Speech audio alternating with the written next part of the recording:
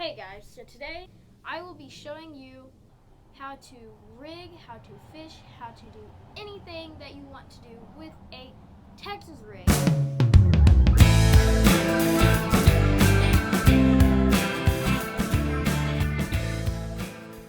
So first off, all we're gonna need for today is 4 things.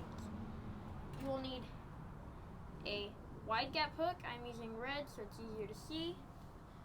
A bullet weight. I use like around 3/16 to 1/4 ounce. I'll be fishing with today either a swim bait or a worm. I'll be showing you both the ways to fish those and something to cut with. I'm using a knife. You could probably use scissors. The rod, reel, and line I'm using 20-pound braid. I'm using a 7-foot medium heavy rod, slow action. You want to get that nice hard hook set on those fish. And I am also using a 6-to-1 gear ratio reel. Okay, so what you want to do first is take the end of your line. You want the pointy part of your bullet weight, the tip of it, to go on first. Then there are several different knots to tie. I use the uni. The uni I think is easier, so I'll teach you that. All you do is you take your line just like any other, you put it through. You get quite a lot of line out, and when you're using the wide gap hook, I can stick my pinky in there without it getting hooked, so I do that. And then you have the 2 ends like that, you can see that, and you take your tag end and you make a loop. You take your tag end and you make a loop, so you make a loop like that. Next, all you do, so you want the loop part facing towards the bottom of the hook, so going down towards the ground. Then you take your tag in and you thread it through the 2 lines. They'll wrap it around 4 times, and there we go. And now all you do is you get it wet so it'll cinch better. I just lick it and then you just pull tight like that, and then you cut your tag in. You cut it, you can cut it pretty close. I like to have a little bit left, and there we go. That is your knot.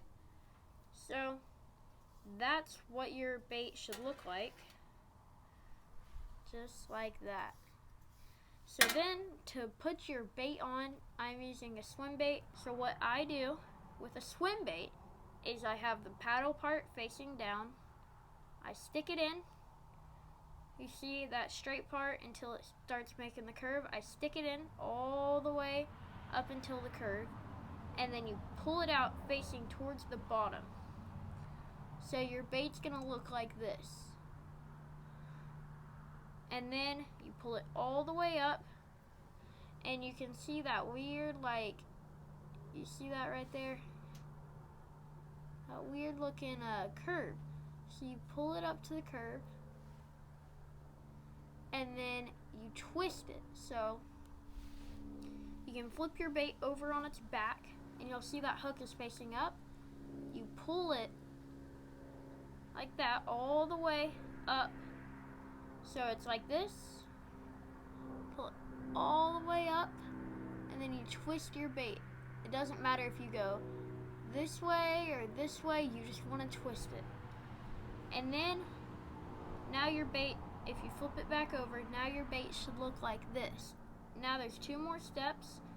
Now all you do is you take your bait, you pull it back a little bit, it has to have a little slack, and then you push it through to the other side. Just like that. Let's see if you can get a good shot. So you can see the hook in there, and then where that groove is, you just take your bait, and this is called exospose, and you just bury it just at the tip, so it will be completely weedless. You can see that will not catch moss. So that is how you rig the Texas rig. Now I'm going to go out and teach you how to fish it. So you might be wondering, well, Max, how do you rig a worm on a Texas rig? Well, it's actually the same exact way as you rig the swim bait. So I'm starting out with the worm, So let's see if I can get something. So here is what I'm using. So what you want to do is throw to like the edges of moss pads and just slowly reel and pop it. So let it sink all the way to the bottom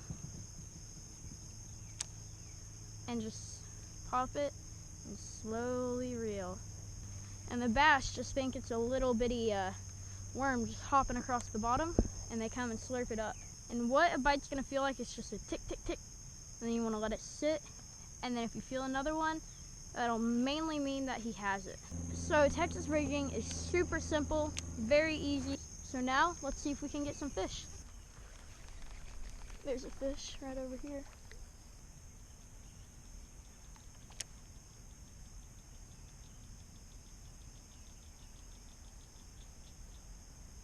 Got him. Got him. On the Texas rig. There we go. First fish. I watched him eat it. So what I did with this little guy, I saw him swimming. I pitched right next to him and I just wiggled it and he came, he ate it, and I got him in. Okay guys, so on that fish, what happened is I saw the fish in the water. He was about to go into a moss pad. I pitched it past him, and then I was just working it, and he got interested, but he was super weary. So finally, he looked at it, and he had his head tilted, and then I just, with that weight, there's some moss down there, and with that weight, I just wiggled the tip of that tail because the weight was in the moss, and he grabbed the tail and then engulfed the whole thing. I let him eat, set the hook, and got that fish. So I'm using a little Texas rig swim bait. That's one way to do it. For a little more moving presentation, like a little shad or bait fish type stuff. So I'm using this little swim bait. Let's see if we can get anything on it. Well, there's a fish right here. Oh, dude! No! Dude, he ate it. No. Got him.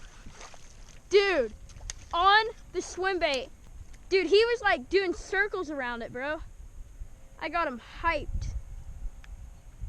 Texas rig? Yep. So I just caught this little guy on the Texas rig. So let's let him go real quick. Oh, dude, there's another couple.